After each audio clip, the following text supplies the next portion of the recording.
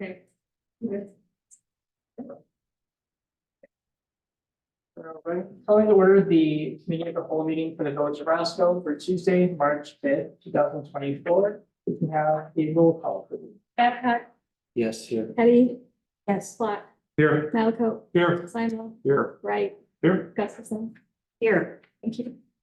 To approval of the minutes, item 1 is just approval of the minutes for the February 20th, 2024 committee of the whole meeting. I have a motion to approve the minutes. So moved. Second. Motion by trustee Simon, second by trustee Malcolm. Yes. I did ask the clerk to make a change to the 6.1 under where I spoke. Just clarifies what fine I said should be raised. It just says trustee Black says it believes fines should be raised. It should be parking fines.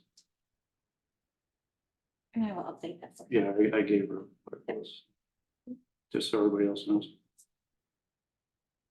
Right, we can have a Roll call. roll call, please. Babcock, Yes. Malco, Yes. Eddie. Yes. Wright, Yes. Simon. Yes. Block. Yes. On to public comments. Is there any public comments? I asked that their public comment from the last meeting be put into this one, or do they need to speak again? I mean, it can be put into this one, it's fine. Okay. We'll be all in the same general area. So we'll take note of the public comment from the previous meeting. If there's any additional public comment. No? I'd just like to ask again for some, I don't know how, first time I've been to a meeting. I'm just curious if someone can explain to us about this insurance requirement for the garage sales. And why that has come about. And what can be done about it since we can't get said insurance. Your name is I'm sorry, Heather Lopez. Lopez. Thank you.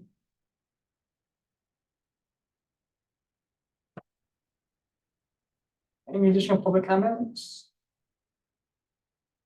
Marge Sweeney. And I was just wondering also just all of the fines and fees, and if we are gonna try and continue with this, we're gonna need a set amount, you know, like we can't say it estimated. It might be $700 for the police, it might be 1,300. I don't know what to charge each individual house then. You know, so we would need to figure out more set fees, and also with the insurance. I've talked to multiple insurance people and they say there's no way that your homeowner's insurance covers it. There's no way to write up a policy for a neighborhood garage sale to cover 80 or 100 houses or.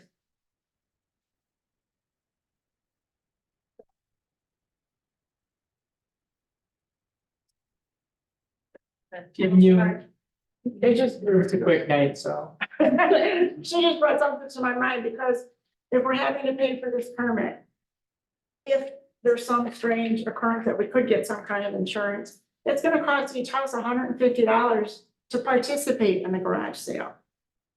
You can imagine nobody really makes, some people make 5, 6, 7, some people make 100. People that are expected to pay $150 can't afford to participate.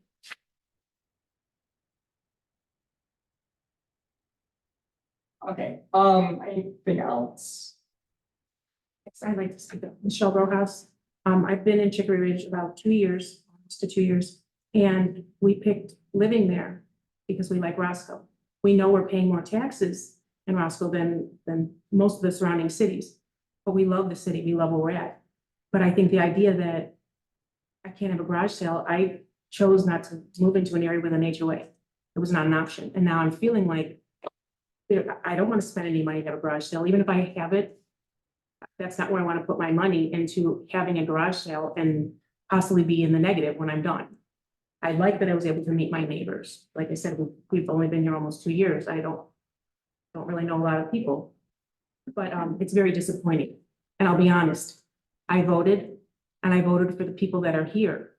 And the idea that now I'm going to be spending money to have a garage sale is very disappointing. Thank you.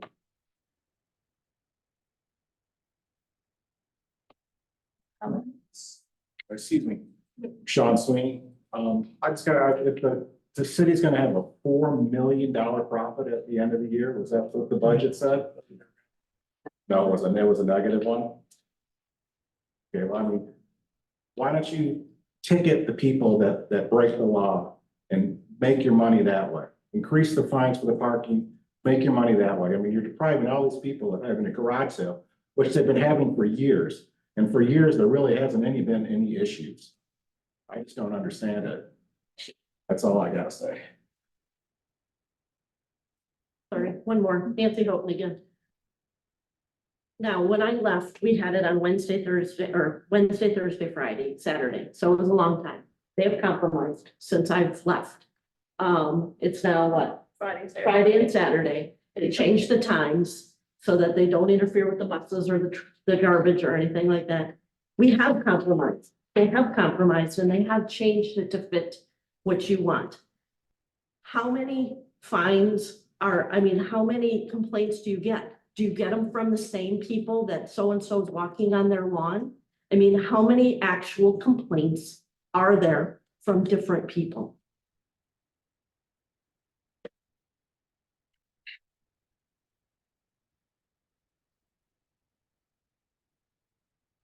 Moving on to old business, which is discussion and recommendation of amendments, to chapter 115 of the Village of Roscoe Code of Ordinances related to the issuance of special event permits within the Village of Roscoe. This is the garage sale topic.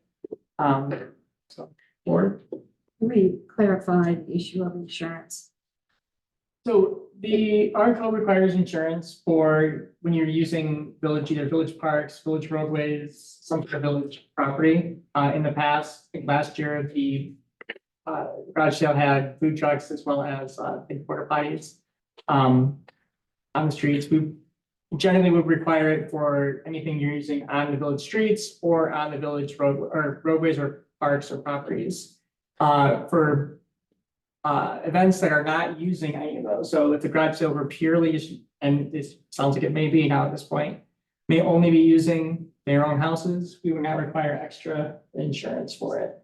If it was a block party where we're closing off a road, if it was a street festival, if it was a food trucks on the roadways, I think they're using porta potties at one point, those would require insurance. Anything that's using our properties, we would ask for insurance. And it is one policy, not a policy of every participant. And that one policy indemnifies the village, protecting the village property. And this is required of all organizations that hold special events in the Village of Roscoe. And it's my understanding it's a nominal cost, because, as I said, all promoters, all organizers of special events submit one policy that they get from their company indemnifying the Village of Roscoe should something happen in the street here. And usually the cost, I understand, is $200 for the 2 days that happens. Secondly, the other issue of misinformation out here seems to be associated with how we treat people. This issue of a garage sale is really a large scale issue. Someone in the audience asked how many organizations or how many other neighborhoods do this on a scale such as this. The answer is none. So because this is a large scale event, it generates, as all of you have said and noted, more traffic, more congestion. So there is a need for additional police presence to take care of those individuals who do enter your neighborhood and may cause some kind of congestion. And the resources that are used are of those extra duty officers who are called back on Friday and Saturday to assist with that. And the village does underwrite the cost of this in some extent, the event that is. The Public Works Department puts out signs, we print signs, we take them away, barricade, so on and so forth. So it's not every cost of all resources that we're asking for cost sharing here or reimbursement, but predominantly the police officers. in regard to having volunteer police officers. That's just not going to happen. But you're welcome to try to hire private security, which would be far more expensive, I guess. I had a question. So if Chickadee Ridge didn't have porta potties or food trucks, would they be required to have insurance? Could they, you know, if it was just a garage sale without? We would probably not require that, no, correct.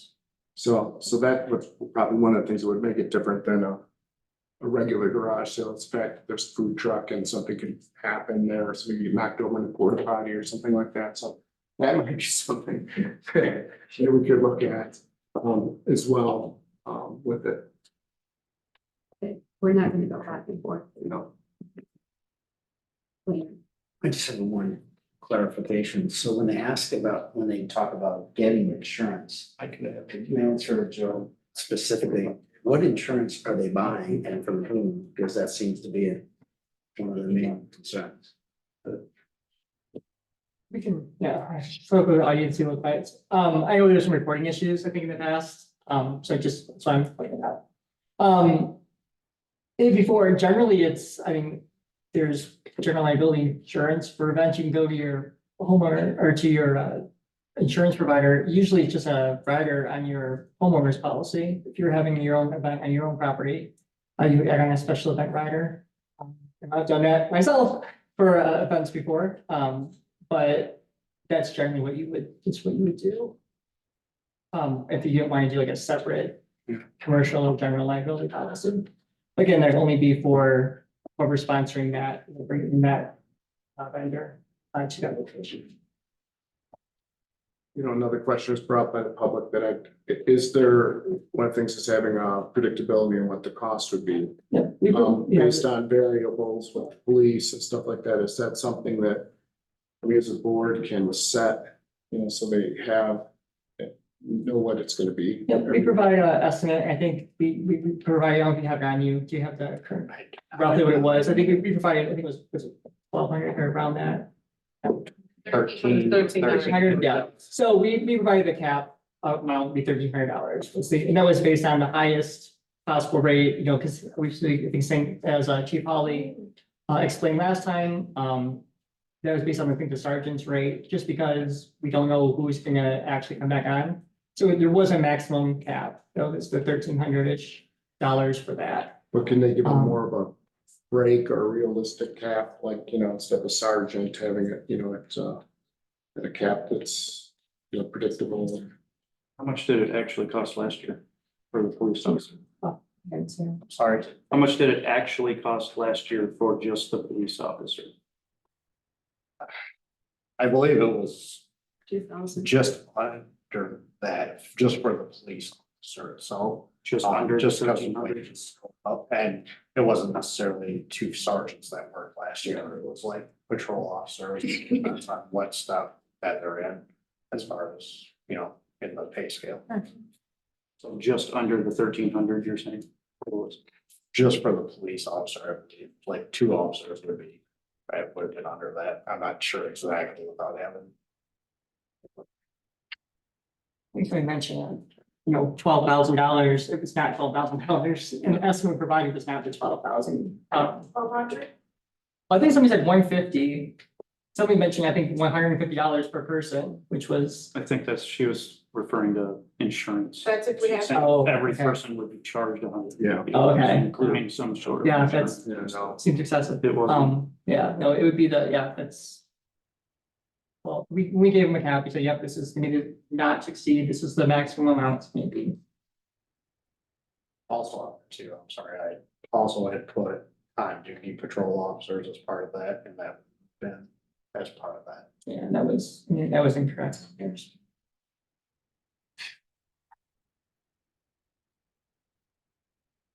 Couple of things I'll just point out to the board for definitions under the neighborhood garage sale.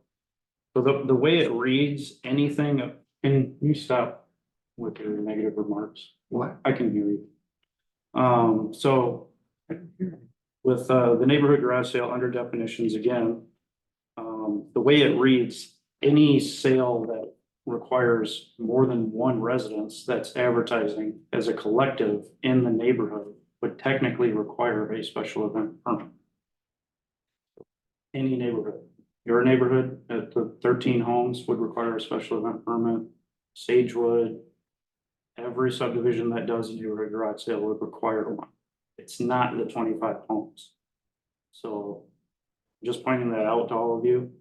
I don't know if we should put some sort of number to it. Is it worth our staff's time to take in an application or have to go through the application process for 5 homes having a garage sale in the neighborhood? You know, is it worth the village's resources to go through all that? May I a moment? Sure, go ahead. Past practice, that hasn't happened. It usually is someone who comes in and says, hey, we're going to have several homes. But if my next door neighbor decides to open up and have a sale, we don't chase it down. They don't come in for a permit. It's usually those individuals who are trying to get something organized on a little bit larger scale. Not as large as Chicory, but as I said, my subdivision, I think last year, there were 12 or 13 houses that participated in the sale, and they came in and they got the permit. And the permit purpose is just notification that there's going to be some additional traffic here in the area. Then going off of that as well, the $100 application fee feel like probably too high, especially if we have neighborhoods that are coming in with 12, 13 homes. You know, if we're going to charge them for the police presence, I feel like the least we could do is knock the application fee down to what the rest are. It is the highest application fee we have.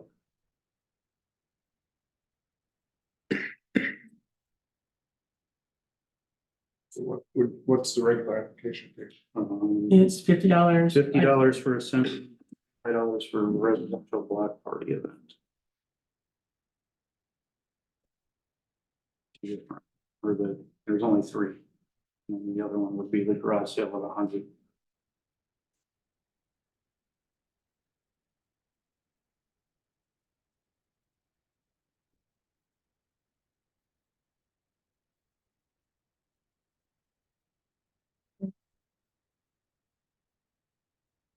Is there motions at this point or questions? I guess one more. Are we willing to do anything with the parking fines? Bringing those up so that way we can recoup costs that way and knock their total down in the end. We talked about with all special events. Or having a separate one just for neighborhood events. I think you probably want to keep that separate from the actual permit fees and permits themselves. I mean, we can have a discussion, but I think that's probably something you want to sort of separate from. I mean, that's absolutely we can do, but probably separate from the special event. Looking at parking fines in general all across the village. We can certainly do that. Various We can bring that forward. Is there a consensus then in making any modifications to this special event? Where do you want to go with this? We have to move this. I think that one, with due respect for Chicory Ridge, that, this should be the same for this year. We should allow them to have their garage sale as is, because that's too much, hold this over for next year, at least have some type of fairness here, because we need to balance the cost that goes with it for people that, other subdivisions that don't have it. I realize it's a huge thing, and I don't want it to go away. I want it to be something that you guys can enjoy for years, but also have the ability to regulate it, right? And with the police and everything, we know that it's going to be some type of issue. So there's got to be some type of ordinance about it. I'm just discovering that there's no, there's no insurance that is potentially required if they choose to do that. That's something that we can work with them on to lower the cost. Also, but I think we have to support our police and actually reimburse for all the time that they go in there to do it. That's just fair for everyone in the village. So I think that we do need to have an ordinance in place. The one that we read here, I think, is very fair. But I think that we could look on it and get it a little more refined and move it over. My opinion. And to Mike's point, can we come up with like a per day cost that we could just put in there, so it would be easy to say, your 3-day event is this, your 2-day event is this? Instead of an estimate, can't we just come up with a number? That's not gonna be Yeah, I mean, that hard to set. And we can figure, I mean, work with Sam and propose on some numbers. I know other municipalities do have numbers for all the public works, for their police officers, for those are all sort of published ahead of time. We can sort of update those and make those. Yeah, maybe like a midpoint, not the highest, not the lowest, somewhere more realistic to me and would be in the middle. Like a flat per day amount. Yeah, and a flat per day amount, so that anybody having an event knows that, okay, if I'm gonna have a 3-day event, it's gonna cost me, just throwing out a number, $20 a day, 3 days, $60. I can go out and tell my people, we can plan for that. It's not an estimate when they come in. They know ahead of time that that's gonna be the fee. And we can adjust it yearly, inflation or whatever, but when they know they're coming in, they know what their fees are gonna be. They can plan if they wanna have their event or not. It's just easier than they get in here and then they get an estimate and then they get this and that thrown at them. I think if we have it out there, it's straightforward, it's clear, it'd be a lot easier. Just looking at Rockton's, I know Rockton does, it's like $75 an hour for managing police supervisors, or $60 an hour, and their officers are $55 an hour, so. I'd like to add to what Mike said. You know, the 3 of us on this are new trustees. And I appreciate all of you coming here, because the reason why we are trustees now is because for when we came in front like you did, they didn't listen to us. And we ran and became trustees because we want to listen to consistency. None of us here are against having a garage sale and getting in the way of the community and what they want to do. What we were really kind of brought into it, like, how do we cover and make sure that everyone's protected there? I have no knowledge of this garage. I've never been to it, so I can't speak for that. But from a trustee standpoint, we were looking at it, it's like, okay, if there's a cost brought to us by the chief, who is the resource that tells us what we should expect based on traffic and fire and other things that we should consider. But I think, like Mike, I think we should push this off to next year so we can fine tune the details of this. That would be my opinion. So thanks for all you standing up and talking. Appreciate what you did. Can I put a motion out there to table this until some other time and pass it along and move it as usual for 2024? I second it. Have a motion to lay over, motion to table, second, discussion. We have a roll call. Babcock, Yes. Malaco, Yes. Eddie, Yes. Flock, Yes. Simon, Yes. right? Yes. Yes, clerk, did you get the first and second? from that? Yeah, right. Okay. Sorry, I apologize.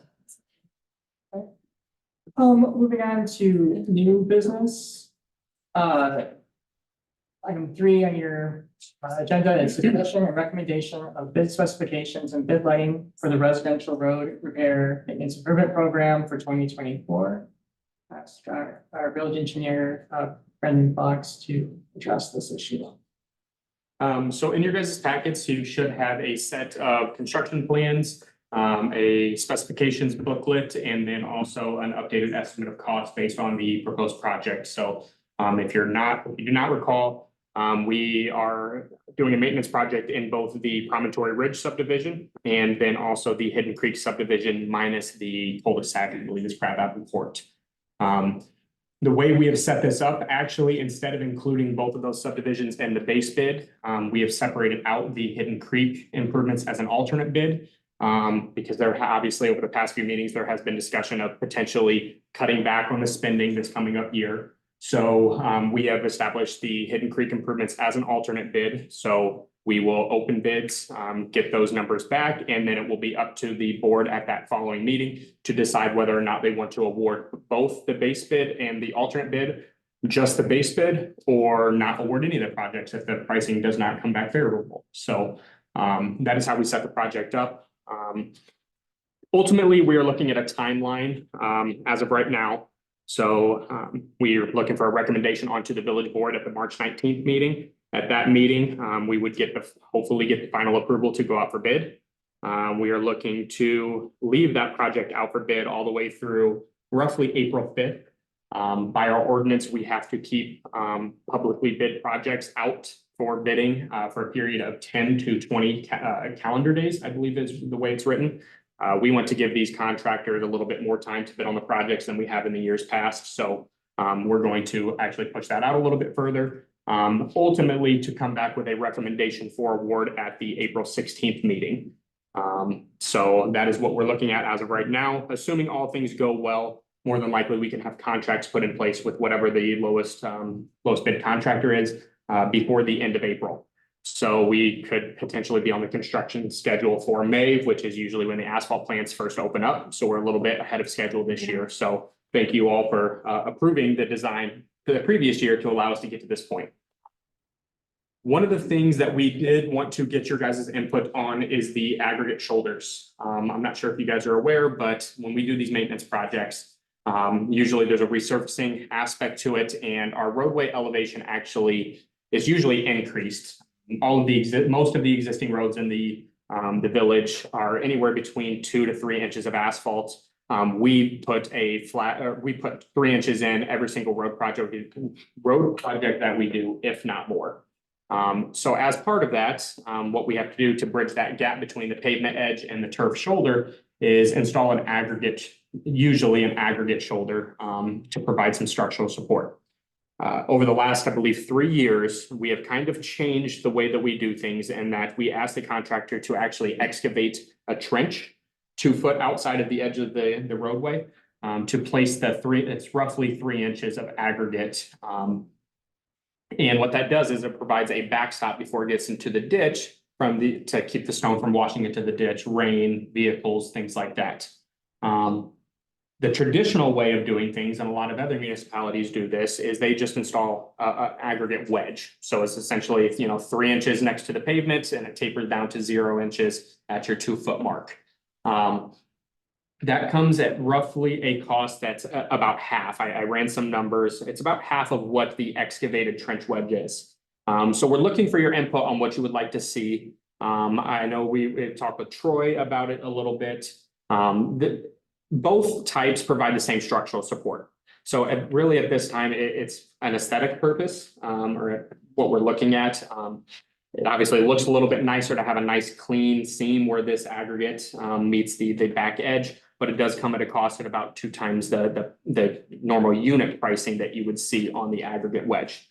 So to put things into perspective for this project, Promontory Ridge is all curb and gutter, so we won't have any aggregate wedges out there or any aggregate shoulders.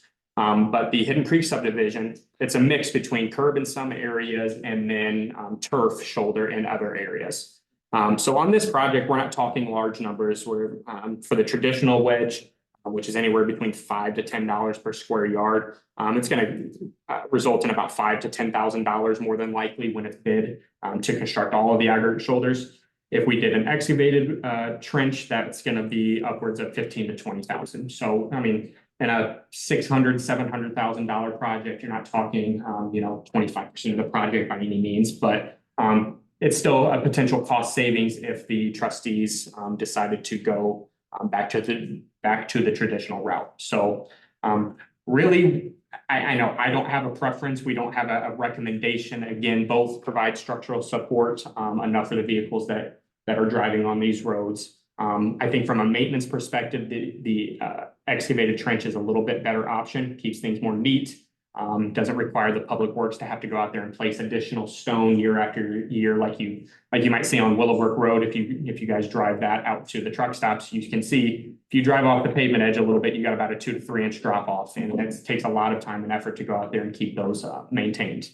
Another thing to keep in your mind is the fact that these are residential subdivisions. It's not a commercial area. It's not an industrial area. It is residential.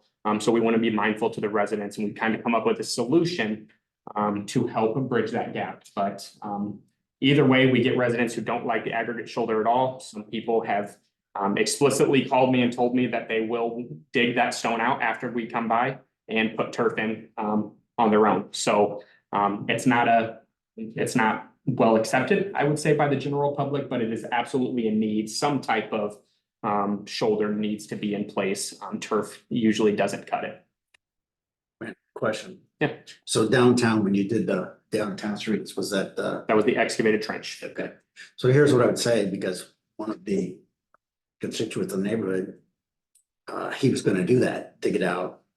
But if you drive there now, in fact, just the other day, I was looking and saying, it holds a nice clean line when you excavate it out. Because I was thinking, well, why did you do that? Because it's just gonna wash away, and it hasn't. So I think it's a good solution, and that particular individual hasn't done anything except for leave it. But I think their experience was the wedge type, which would roll the gravel into their grass, but because it's excavated, it's stayed very clean. So I like that personally. And I will say that we do. Last thing, the last comment you made, the cost over time, if you have to keep going out and doing it seems to me upfront, it's gonna be less expensive to just get that and solve it. Yep, potentially that, you're absolutely right. I do want to state from the contractor's perspective, we get their input on these things when we're bidding the projects, because obviously they're submitting the pricing for it. They do not prefer to install that. Obviously, contractors want to get in, get out as quickly as they can. They want as many projects as they can. The issue that we run into, especially when we do these designs on these general maintenance projects, we don't go into a lot of detail. We don't send survey crews out to, shoot survey grades on the ditches and where is the road in comparison to the shoulder. But what we run into is over the years, some of these subdivisions that turf has actually built up above the roadway elevation. So when we ask the contractor to excavate a 2-foot trench, sometimes your turf on the backside is actually higher. It creates a mess. Then it's how far are they responsible, right? We state they're responsible for 2 feet. Well, you don't want them to leave another 3-inch gap on the backside of that. We've had to have Public Works come back and do some cleanup in that. And that's because we don't go out and do an actual survey of the roadway. That's not really the intent behind these general maintenance projects. So it's worked. Contractors gripe about it a little bit, but we have noticed their pricing has actually gone down over the last few years on this excavated trench, because I think they kind of are understanding what our intent is behind this. But that being said, it is still roughly about 2 times the cost. So we wanted to bring that to your guys' attention, let you know if you didn't already know that we did make that change at the direct. It was primarily Scott Sanders who initiated that, but with feedback from the residents who stated that the current wedge was not working for them. So What about the concrete corners? Is that something too that's? So we have included that in the past year's projects. We ran into actually that issue this year where the road culvert pipes on those intersection radiuses do not have enough what we call cover or fill over the top of the pipe. So when we go to place our 8 to 9 inch thick concrete, we're actually having to pour right over the top of the culvert pipe. That's not good for concrete. You want a stone base underneath it, otherwise that stuff will crack. We took a look out at the Hidden Creek subdivision for that, and those culvert pipes are set up the same exact way. Unfortunately, that's just the way these subdivisions were developed. The village didn't have the inspection presence back then when these subdivisions were built that was needed to properly account for that stuff. So we have not included that in this project because it would take replacing culverts, it would redesigning or reconstructing full intersections instead of just the general mill and overlay maintenance that we're going after. You're not able to do culvert extensions? We could do culvert extensions, but that in turn requires ditch grading on the backside of those and we know more than likely that's also going to require construction easements from the property owners that extends the process by a lot. Some homeowners might state that they want compensated for those easements at the same time. So really we don't, we know that the concrete does provide obviously a better look, but a structural benefit. But we don't know really, does that create that much more structural integrity than the aggregate? Aggregate is the industry standard if you're not doing full curb and gutter subdivisions. So we felt that for this project this year that it was not really warranted, I guess I would say. It was going to increase the cost of the project on all those intersections. Yeah, I would just say that the concrete, the reason I had brought that up in the past is because of the maintenance issue that Public Works has with all the intersections. Chicory Ridge is the prime example of that. And Chicory Ridge is that intersection is a nightmare for you to go through. How many times did you go through last year? At least probably 4 times a month, like. So we evaluate those intersections, case by case. Chicory Ridge has a lot of very tight corners. Right. That were, again, those subdivisions were designed a long time ago. The more modern, subdivisions like Hidden Creek, we don't see that, and really you can tell by looking at it where the school buses and garbage trucks cut those corners. It's not really as prominent out in Hidden Creek as it was in some of the older Sagewood and Chicory Ridge subdivisions, so, And downtown. and downtown. Glad we did downtown. Exactly. Downtown would have been nice. Yep, so we evaluate it on a case by case basis, every single project we do, whether it's an old subdivision or new subdivision. And that's what we hope to find that if we're going to need to install that curb and gutter, there's also ways that we could just do normal widening of the intersection and just do pavement, which is at a little bit less cost than concrete would be, but concrete's obviously nice, and that's our go-to if it's needed. So getting back to the essential question, or the first question. Yep.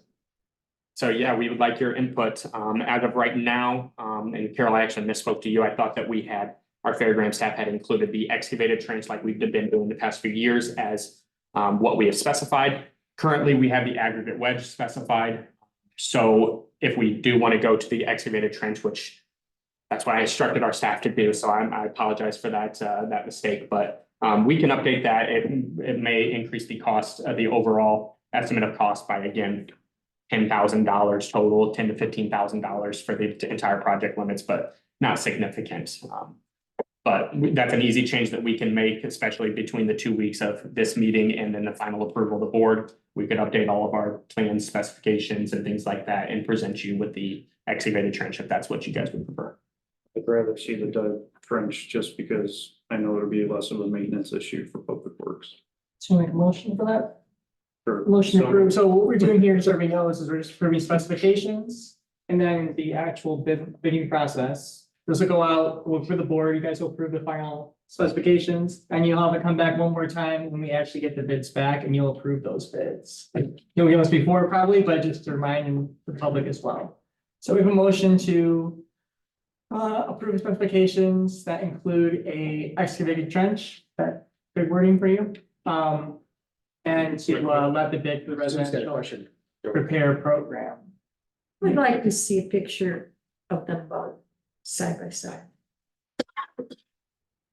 When we go to vote. So I can get you that before the next you. meeting, absolutely. Maybe Brandon can take a tour. Yeah.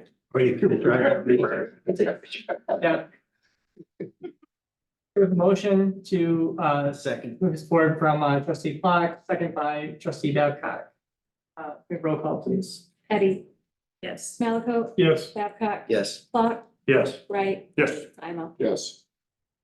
Now we moved on to the board for the March 19th meeting. Item number 4, discussion and recommendation, increasing the authorized number of full-time police officers for the village of Roscoe from 17 authorized officers to 18 officers. I will have Chief Tully address this. So I included a memo in the packet. If anybody's had a chance to read that, just kind of go over it real quick. It's the letter explaining the cost and addition for one officer and then for 2024. And the number of authorized positions within the police department, kind of how that works with the vote of the authorization. The way to do it. The cost of additional police officer salary in 2024 is $57,630 for non-certified. What that means is that they have not attended a police academy. Once they complete that police academy, which is for 4 months, then it goes up to a certified officer to $59,428. The cost of lateral police officers can range between $65,321. That's for a year or two. 2 years of experience, up to $77,700. That is for a police officer lateral coming over at 5 years. We're currently in a testing process for new officers. We don't have a lateral process open right now. The new officer would then start you at that $57,630. However, if they are already certified, That means they either work for another police department or they've been through a police academy in the state of Illinois. They just don't meet that criteria for a lateral officer by statute, which is minimum 2 years with your current department in the state of Illinois. That officer then would start out at the certified at 59,428. That certified is, once the list is created, we go down the line as far as who's number one, who's number two. However, there is a certified officer on that list. We can jump the list in order to pick up that certified officer that has academy already. And in order to be certified, they have to have worked within the state within the past 2 years as a police officer, unless they end up getting a waiver through Training Standards Board. So what this is a vote to move it up to 18 officers. We're currently at allotted for 17. This moves it to one more. By voting for the number of authorized positions, allows Police and Fire Commission to hire as positions become available without having to bring the replacement hire back to the board. That just helps fill positions more expeditiously. You don't have to wait, take a committee of the whole board, takes another month, just depending on what process you're in and where that process is falling for testing or hiring. So that way, if we lose one, somebody goes somewhere else or we get a retire, that automatically allows me to request police and fire to fill that vacancy. And if they have already running list, they can do it at that next meeting that they have in order to give a conditional offer. Right now, we, with a vote of 18 sworn personnel, that would include, there's two separate things. Joe probably explain that a little bit more on the second part of that. What we have right now would be one chief of police, one deputy chief. This is kind of how the roster would go. There is a lieutenant spot that's currently not funded, hasn't been funded since the creation of a deputy chief spot. That lieutenant then became like a deputy chief spot instead, but it's still on the books. We have 5 sergeants. One sergeant position is administrative sergeant, by the other 4 are road patrol sergeants. We run 2 separate shifts. A side and B side, days and nights, we run 12-hour shifts. So that's where your 4 sergeants come in. 2 on A side, day and night, 2 on B side, day and night. And then that would move our total of patrol officers up to 11, with one of those slots by union contract being at 8 a.m. to 4:24 p.m. And that is plainclothes detective position, or if we are running short, we do have them come in and cover the road, whatever the need is on that, because it's actually not a detective slot, it's a time slot for patrol. So to go along with that, the actual roster itself. Joe, do you want to cover that, the roster itself? Just the 11 and 7? Yeah. What that's on there? So you notice on our ordinance, what we'll be setting the official authorized numbers to, you'll see it's 11 patrol officers. Currently, there are 10 patrol officers authorized. And the sort of the tricky part is, or the odd part is, if we're authorizing 7 sergeants, so we're looking to have 7 total sergeants. Chief Ollie just stated, we actually have 5 sergeants as actual on the street department sergeants. However, what you're authorizing is a total number of ranked positions, I guess you could call them. So Chief Holly's rank is sergeant, deputy chief Frone's rank is sergeant. So if they were ever to not be in those positions, they go back to that rank. So that's why those ranks are open still. So that's why we've got 11 patrol officers, 7 sergeants, but that's inclusive of our chief and our deputy chief. So that's where those numbers come from and why it's a little bit off of what you would think of as our actual authorized numbers. But so you're authorizing those open rank positions. And then we have, as we said, 0 lieutenants. And we did eliminate corporal a couple of years ago. Yes. We used to have a corporal position as well, or a rank as well. detective's not actually a rank, it's a position that it's, in the union contracting, it's a specific position and a time frame, but it's not a separate rank in this department, so. That's why what you're authorizing tonight, if you approve this, or if you move it onto the board, would be 11 patrol officers. And 7 sergeants. Chief, thanks for that. We've had a lot of discussion about this. I move this to the board. Make a motion. Motion to send this to the board. Second. Motion by trustee Babcock, second by trustee Wright.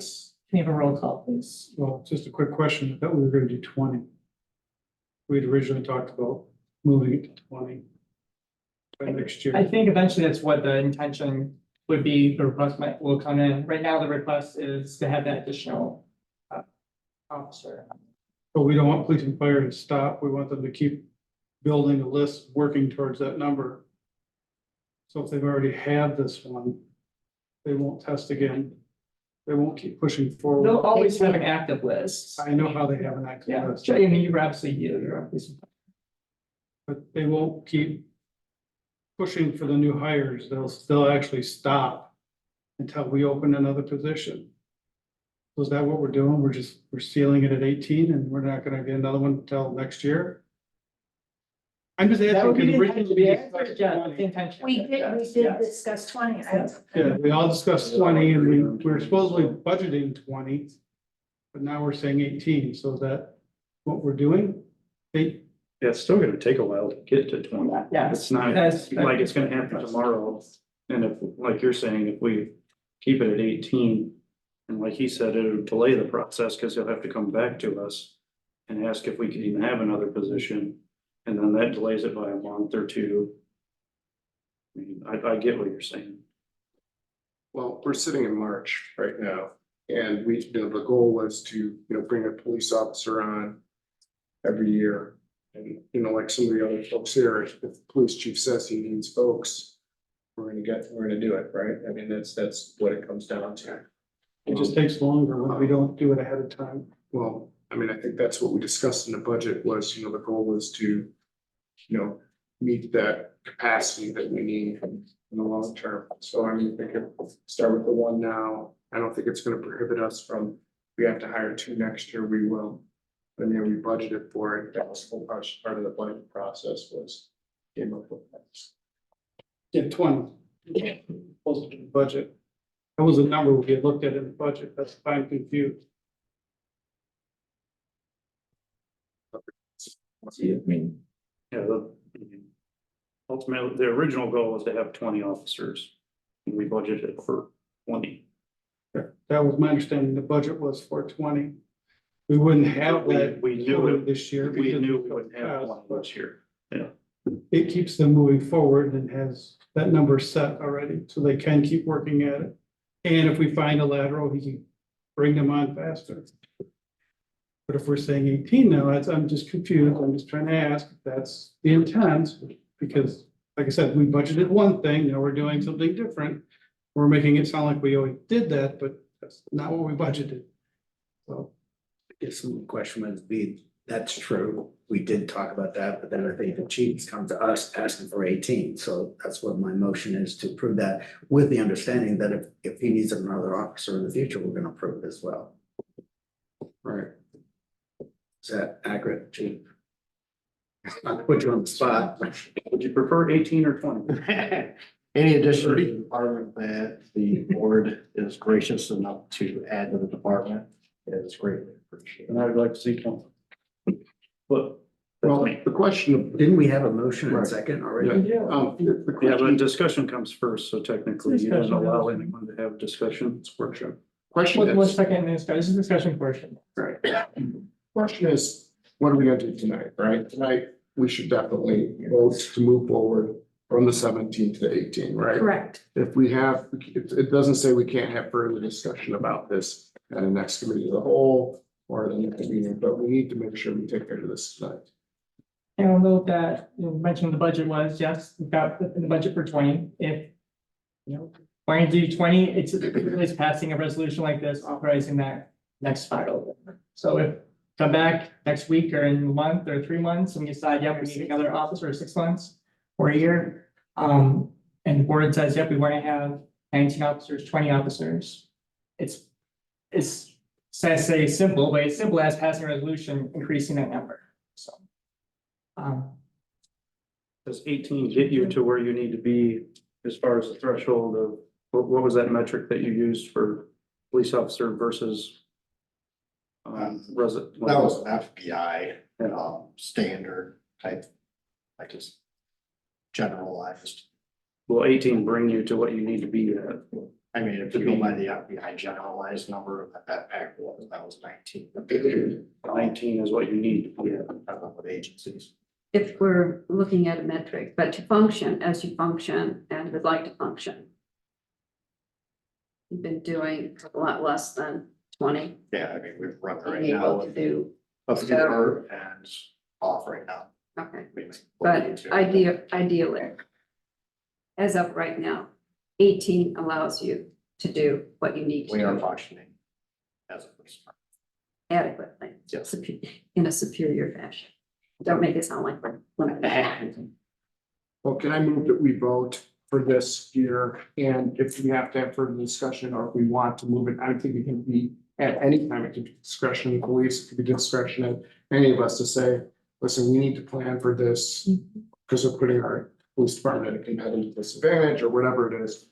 And we should always be, tending this farm and looking at this every meeting, not just, we have to do it all at once. But I think that's a lot of discussion we should have and have more understanding than we have for right now before we move forward. But the question is now, we should move forward on voting for this, but actually keep an open mind as to if we need to bump that up. When will you have 18? So, currently we have one in the academy right now who is about halfway through, actually just past the halfway mark. We have given one conditional offer off our previous list. And this testing that they're conducting right now would also would be our last at 18 with last conditional offer. And that would be either a spot in, a second spot in May with that officer that we've already given conditional offer to, or if there's a certified or something like that. Could send that person right to FTO. You have like 90 days they have to ride with the FTO. Yeah, it's 3-month FTO.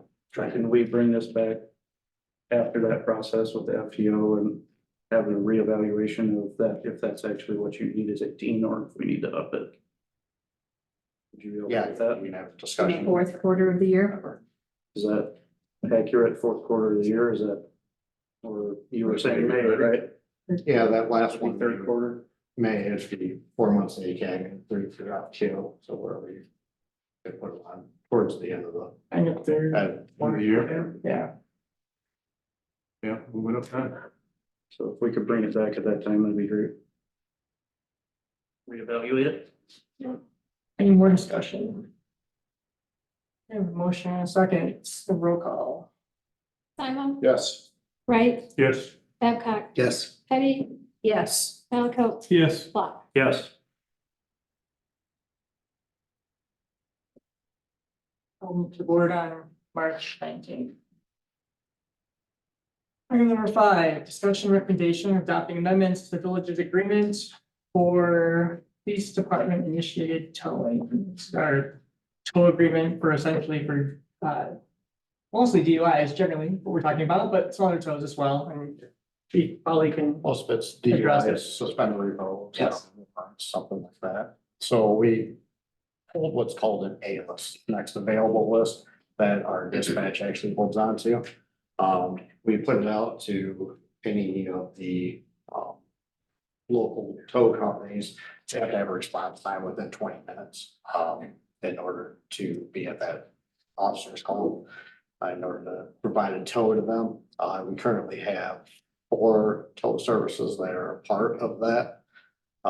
And they just go in rotation. So dispatch keeps track of the last one that they called. So that way we tell them if there's not specific on accidents, you can actually request who you'd like to put in your vehicle. Or you don't have a preference, then we'll just do the next available. Otherwise DUI, something like that, where there's actually gonna be a hold on the vehicle, then we'll request the next available. So that way the person can't have access to that vehicle until appropriate.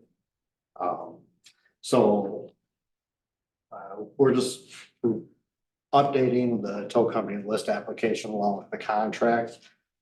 There's some statutory changes that have occurred few years. And we're just meeting that statutory requirements and stuff on this new one. It'll go out to the tow companies and anybody else that wants to. Tow companies can join at any time. It's always basically an open process as long as you can meet the criteria within that contract.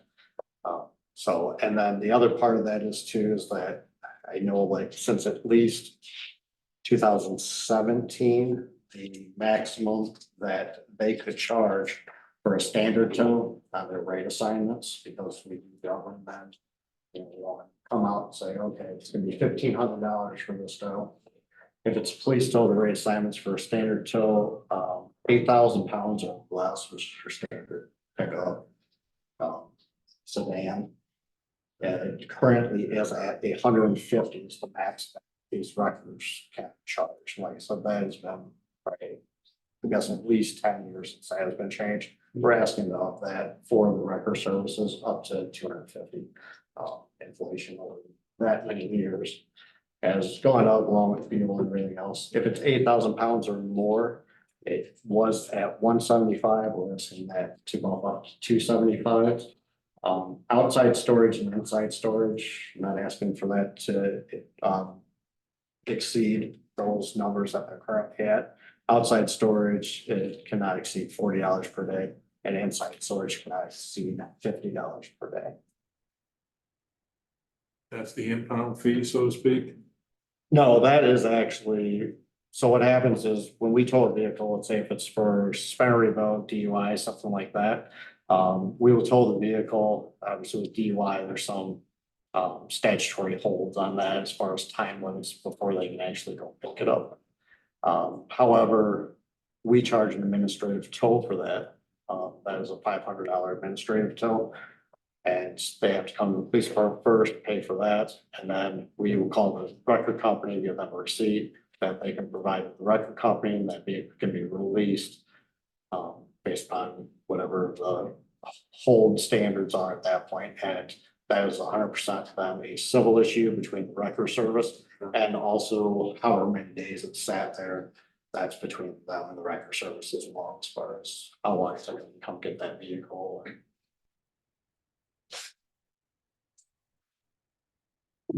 Any questions at this point or any motions? Motion to send to the board. Second. Motion by trustee Clark, second by trustee Sima. To send this to the board via March 19th board meeting, the changes outlined by the colleague. Have a roll call, please. Right, Yes. Sima, Yes. Block, Yes. Babcock. Yes. Teddy, Yes. Malaco. Yes. Next item, item number 6, discussion and recommendation of authorizing the village president to solicit bids, negotiate, and enter into wholesale a supply contract not to exceed 3 years in length for the village of Roscoe electrical aggregation program. As many of you or most of you know, we have several years ago at this point, we had a referendum.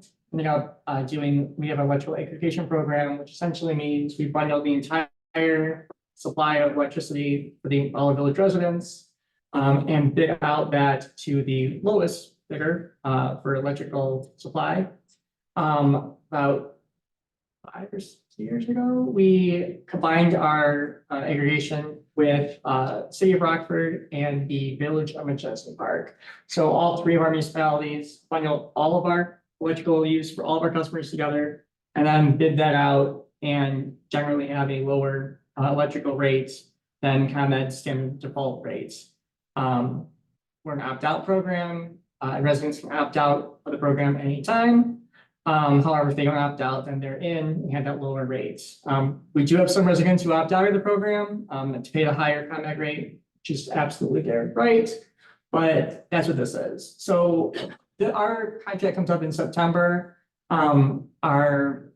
Our supplier, our sort of our representative, our bidding company, has asked us to start the program because they would like to start bidding these out prior to September. Try to get a good rate for the village.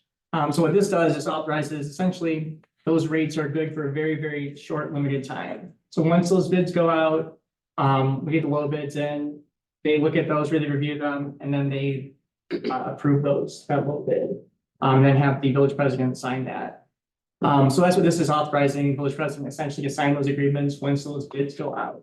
We'll give you the information about when they're going out, we get to that point. But this just authorizes that process to move forward and get that bid out prior to the September date, probably next month or two, depending on how quickly City of Rockford and Village of Community Park approve their same resolution for approval today.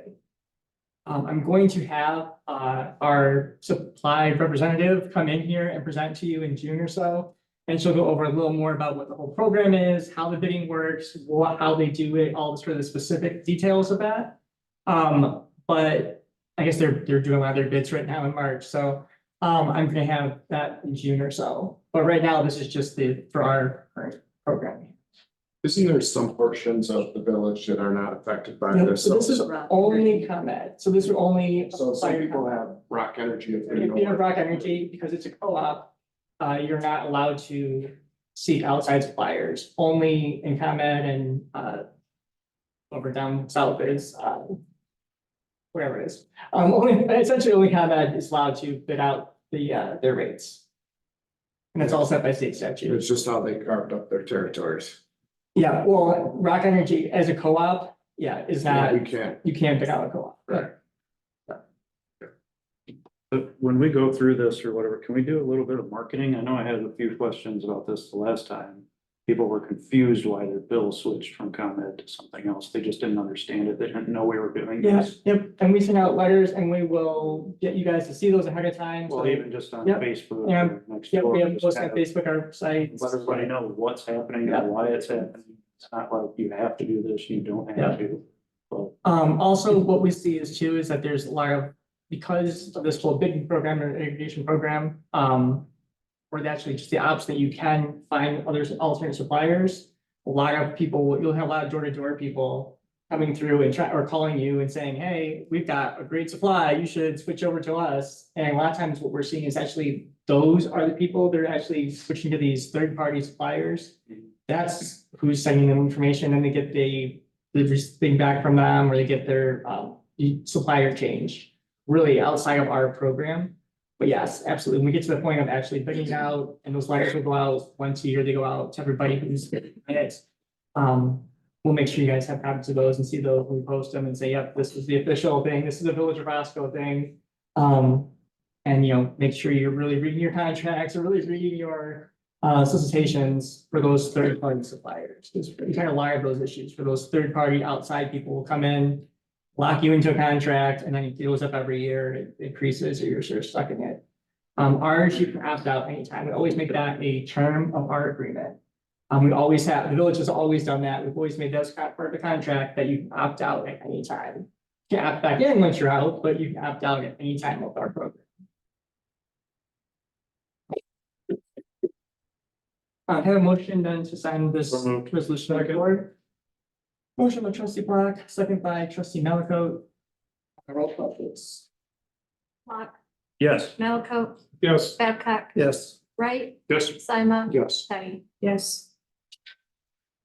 Post the final item on our agenda. Bye. Item number 7 is discussion and recommendation of entering into agreement for the purchase and installation of windows at Porter Park Cabin. And I will have our public works director, Troy Taylor, address this. Included in your packet was, you saw 2 quotes and a little summary, and this is obviously for Porter Park Cabin, which we're doing, and one of the last steps for a little bit of inside remodel is replacing all the windows. There's 22 double hung windows and 6 of the little triangle specialty windows. I've gotten, we reached out to 3 different people, but 2 of the quotes we got, the other one has not reached back since last year. And we talked about it again, and I still have not received a quote from them. But as you can see, Cobico was the lowest quote so far, and I really like them. They said that they've done log cabins before. They understand that you have to actually take the cedar trim off, take that off. He said that it's gonna break because it's over 20 years old. Take the whole window out, to put the new ones up, and they can tape everything. The other ones, he even said, he goes, some people will try to just take a sawzall, you cut out the window, you put it up, caulk it. It'll leak over within a couple of years, and Yeah. actually, the other quote, that's what they recommended. So, and the only thing with the cedar trim is they said that we just had to stain it, which is no problem, you know, for staff to restain the windows. And, yeah, so Cobico was the lowest price with the added, the rough sawn cedar trim. Just so the public can know, it's 36,222 was the quote, Cobico, and Window World was 37,395, so very close to each other. Yeah, actually, I called back Window World, and because I want to do an apple quote, because we decided not to do the black windows, which we talked about before, which were almost $50,000. It's a lot more process, and then they are still painted. He said within a couple of years will start fading, and then the paint will come off, so he recommended the sandstone, which is almost, it's a little bit lighter than like the chair rail on that wall, which will still look good, you know, with the wood and everything like that, and plus $20,000, you know, $15,000 cheaper. Those painted as well, or are they Nope, that's yeah, the whole, baked in Powder. there? yeah. Powder coating, baked in. How soon can they get started? Well, that's what I was recommending, we could waive the bid process. They are saying last year with the triangle windows are a problem, saying 12 to 14 weeks, those tall ones on top. The other ones wouldn't be so long. I was hoping if we waive the bid process, we can get to them. Even if it starts coming close to June, which is our open date, start renting the cabin again, and maybe they can come out and install like the bottom ones for now, and then Yeah. later during the week, when there's nothing being rented, they can pop the 16 windows on top of the past. And so, yeah, our normal bidding ordinance requires over 20,000, we would go out for bid. However, obviously got the quotes, they're all very similar to each other at this point. So if there are any more questions, obviously we can ask Troy, otherwise I entertain a motion to send this to the board to approve agreement with Cobico for the park window project. Well, so moved. Second. Motion by trustee Patty, second by trustee Malaco. If we can have a vote. Simon, Yes. Babcock, Yes. Teddy, Yes. Wright, Yes. Block, Yes. Malco. Yes. Move to the board for March 19th. Public comment, do we have any additional or further public comment? Yeah. Here's the Beaver again. I just want to thank members of the committee for delaying the vote on the ordinance for the yard sales for another year. Really appreciate the level headedness. I think it was a good decision to make. And I would also ask that you consider not just the qualitative data, but people saying there's a lot of cars out here. And look at the quantitative data over the past couple of years and see what type of police activities have taken place and how much presence is really actually needed. Because I'll be honest with you, I grew up in Norfolk, Virginia, pretty busy city, nothing special unusual about the yard sale other than you might have to wait a couple of seconds to let somebody pass before you get on through. I mean, so if you guys could just take a look at the data, see how many tickets have been issued, see how many problems are actually out there, then you can decide whether or not you need to have a paid police presence there outside of the normal taxes or. Thanks. Thanks. And I just want to thank the board, as we did, for listening to us, taking everything into consideration, for clarifying the information. And Mr. Malakote, saying maybe the police can meet us in the middle somewhere. I appreciate that. Thank you. your name again, just for our clerk, your name again? I'm sorry, Heather Lopez. All right, any other final comments? All right, no presentations tonight, no need for closed session, and then I have a motion to adjourn. So moved. Second. Motion by trustee Patty, second by trustee Clark. All right. If you can have a roll call, please. Babcock, Malco. Yes. Teddy, Yes. Block, Yes. Simon, Yes. Mike. Yes. We're adjourned at 8:06 p.m.